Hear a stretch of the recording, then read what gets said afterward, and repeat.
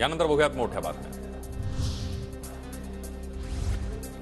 सोम्या गोम्या बोलतात त्याला मी उत्तर देत नाही, अजित पवारांकडून राऊतांचा पुन्हा एकदा सोम्या गोम्याचा उल्लेख। अजित पवारांची नक्कल करत राऊतांनी महाविकास आघाडीच्या सभेत केली होती टीका।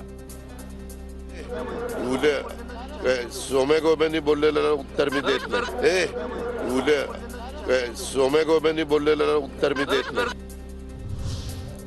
गुलामी पत्करलेल्या डरपोक लोकांनी आमच्यावर बोलू नये, यांचे सोम्या गोम्या तर दिल्लीत बसलेत। अजित पवारांच्या वक्तव्यावर संजय राऊतांचा पलटवार।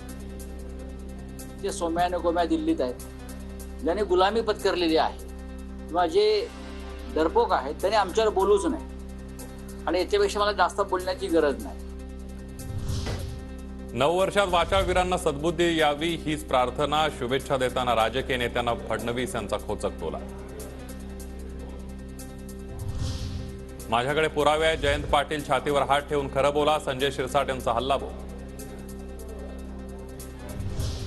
संजय शिरसाटांना मनातलं कसं कळतं, माझ्याबद्दल दावा करणाऱ्या शिरसाटांनाच अधिक माहिती विचारा, जयंत पाटील यांचा टोला।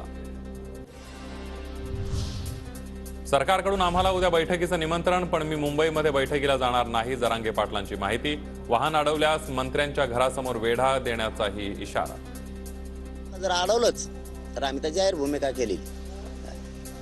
देवेंद्र फडणवीस साहेबाच्या दारात नागपूरला बसणार आम्ही आणि मुंबईत बसणार आणि मुख्यमंत्री साहेबाच्या दारात बसणार, अजितदादाच्या बारामतीत बसणार आणि मुंबईच्या बसणार।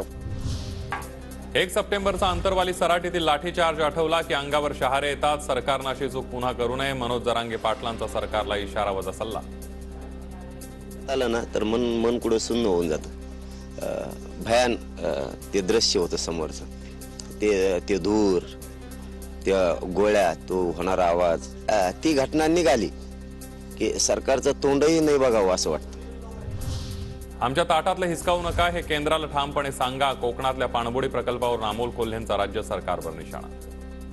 त्या महाराष्ट्र सरकार हे केंद्राला ठामपणे नजरेला नजर भिडवून आमच्या ताटातलं तुम्ही हिसकावून घेऊ नका हे सांगू शकत नाहीये।